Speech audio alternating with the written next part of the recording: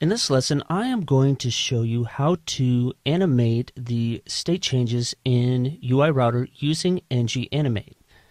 So the first thing we need to do is add in the ng-animate submodule resource because it's not a part of core. And so we'll just add the JS resource into our index.html.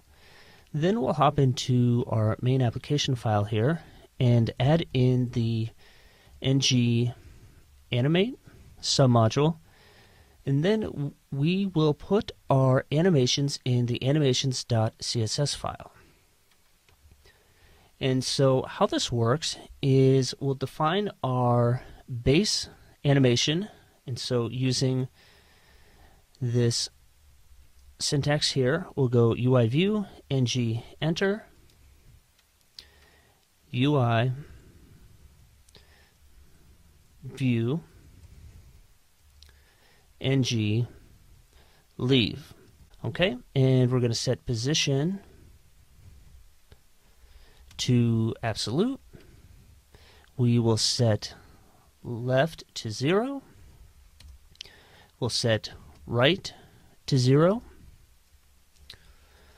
And I'm just going to paste this in because I don't really feel like typing it. We're going to create a transition of all properties for half a second using ease in out tweening.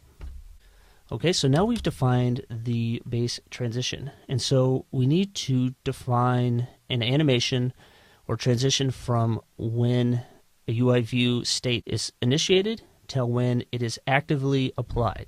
So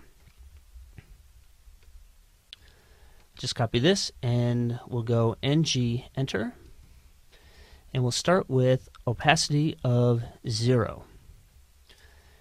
And then we'll just copy this, and then when this state is actively applied, or essentially the finished state or completed state of this, we want opacity to be 1.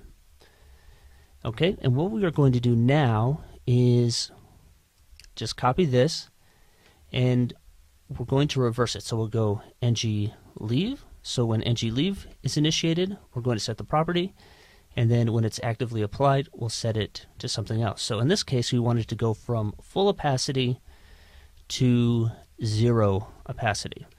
So what we've done is we've defined our base transition using this bracket UI view.ng enter bracket UI view.ng leave, and then we've defined the enter and enter active states of opacity 0, opacity 1, and then we've done the reverse for ng leave.